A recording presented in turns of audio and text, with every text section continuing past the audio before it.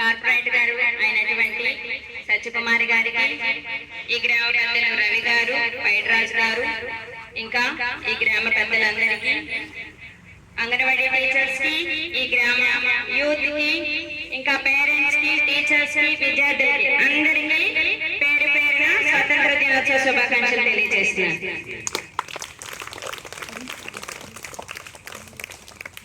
అసలు ఈ రోజు యొక్క ప్రాధాన్యత 2 నిమిషాల్లో నేను తెలియజేయదలుచుకున్నాను. మనకి స్వాతంత్రం వచ్చింది. స్వాతంత్రం అంటే ఎవరి దగ్గర నుంచి వచ్చింది? ఎవరి దగ్గర నుంచి వచ్చింది? బ్రిటిషర్స్. అందుకే 2 విషయాలు మీకు తెలియచేయాలి.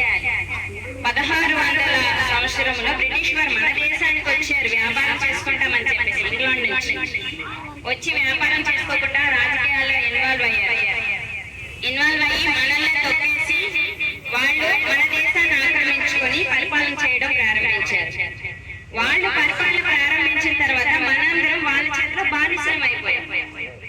మనల్ని చాలా హింసలకు గురి చేసి మనకి నచ్చిన చదువు చదువుకోవడానికి లేదు, నచ్చిన ఉద్యోగం చేయడానికి లేదు, నచ్చిన తిండి తినడానికి లేదు, నచ్చిన పంట పండించుకోవడానికి లేదు. వాళ్ళు ఏం చేస్తే అది చేయాలంటే అలా బానిస బతుకులు 200-300 సంవత్సరాలు మనం వాళ్ళ చేతిలో బానిస బతుకులు బతికాం.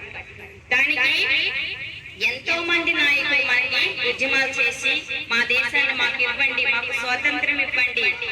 బాలగంగాధర తిలక్ అయితే స్వాతంత్రం నా జన్మ హక్కు, నేను స్వతంత్రంగా ఉండాలి నా దేశంలో, మీరెవరు మాకు ఇచ్చేది అని ఎన్నో నినాదాలు చేశారు. ఎంతో మంది ప్రాణాలు సహితము అర్పించి పోరాటాలు చేశారు.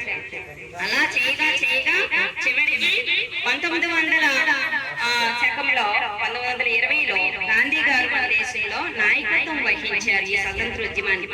అతని నాయకత్వంలో నెహ్రూ గారు, బాలగంగాధర తిలక్, ఇంకా సర్దార్ వల్లభాయ్ పటేల్, ఈ నాయకులందరూ కూడా అతని జాడలో నడిచి ఒక్క యూనిటీతో మన దేశానికి స్వతంత్రం తీసుకొచ్చారు. బ్రిటిష్ వాళ్ళతో పోరాటం చేశారు. ఆయన అనేకమైనటువంటి సత్యాగ్రహ ఉద్యమాలు అయితేనేమి, సహనీరణ ఉద్యమాలు ఇవన్నీ చేపట్టి మన దేశానికి స్వతంత్రం వచ్చేలా చేశారు. వేరే గతి లేక మన దేశానికి స్వతంత్రం ఇచ్చేసి బ్రిటిష్ వాళ్ళు వాళ్ళ దేశానికి వెళ్ళిపోయారు. ఇప్పుడు అందరము స్వేచ్ఛగా హాయిగా బతుకుతున్నాం. మన దేశాన్ని మనమే పరిపాలించుకుంటున్నాం, మన రాజ్యాంగాన్ని మనమే రాసుకున్నాము, మన పరిపాలన, మన తిండి మనం తింటున్నాం.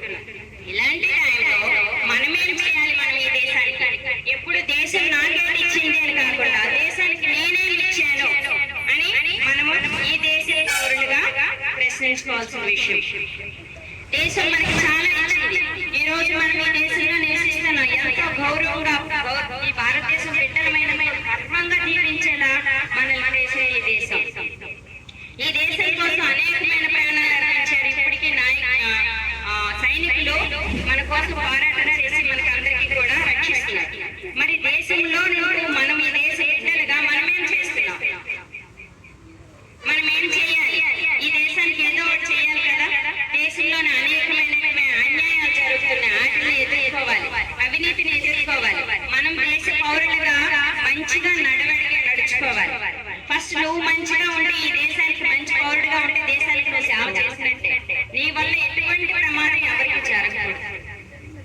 నువ్వు బాగా చదువుకొని మంచి విద్యార్థులు నేర్చుకొని ఉన్నతి విలువలు కలిగి నేర్చుకున్నట్లయితే ఈ దేశానికి ఒక మంచి పౌరుడుగా అవుతావు. అప్పుడు దేశానికి ఏమైనా నువ్వు చేయగలుగుతావు. అందుకని మనం బాగుపడిన తర్వాత ఈ పేద ప్రజలకైతేనేమి, ఎక్కడైతే అన్యాయం జరుగుతుందో వాళ్ళకి సాయం చేయాలి, పేద ప్రజలకు సాయం చేయాలి. ఈ వంతు సాయం చేస్తే దేశభక్తి ఉండేటట్టే దేశానికి సేవ చేస్తారు. అలాగా మంచి పౌరులుగా ఎదగాలి. ఇక్కడ ఉన్నారు మన గ్రామ పెద్దలు ఉన్నారు, ఈ స్టూడెంట్స్ ఉన్నారు, మేము ఉన్నాము. మేమందరం ఒకప్పుడు బాలలమే, ఈరోజు పౌరులమయ్యాం. నేటి బాలలే రేపటి పౌరులు. మీరు నేటి బాలలు, రేపటి పౌరులు. ఎంత పెద్ద ఉన్నత స్థితిలో ఉంటారు. ఉంటూ దేశానికి మన చుట్టూ ఉన్న సమాజమే మన దేశం. దేశం అంటే ఎక్కడికో బార్డర్ ఫైట్ చేయట్లేదు. మన చుట్టూ ఉన్న సమాజమే మన దేశం. వాళ్ళకి సేవ చేయాలి.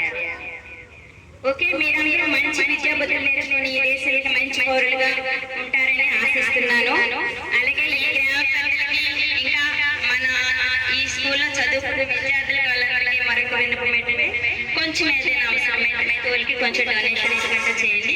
ఇక్కడ పిల్లలు చాలా పేదవాళ్ళు, వాళ్ళకైతే ఏం మీరు ఇచ్చినా సరే అది మీరు దేశానికి సేవ చేసినట్టు అవుతుంది. అంటే వీళ్ళకి అవసరాల గురించి నేను చెప్తాను. వైట్ యూనిఫామ్ ఒకటి ప్రొవైడ్ చేస్తే బాగుంటుంది. వీక్ లో 1 డే వెన్స్డే ఒక వైట్ యూనిఫామ్ మనం ప్రొవైడ్ చేసినట్టయితే తర్వాత ఒక ఏదైనా యాక్టివిటీస్ చేయడానికి కూడా బాగుంటుంది. అండ్ నోట్ బుక్స్ అయితే వీళ్ళకి లేవు, మేము కొంచెం ప్రొవైడ్ చేస్తున్నాము. అందరూ కొనుక్కోలేని పరిస్థితిలో ఉన్నారు. ఎవరికైనా ప్రేరేపించబడిన వాళ్ళు ఉంటే వాళ్ళకి ఇవ్వచ్చు.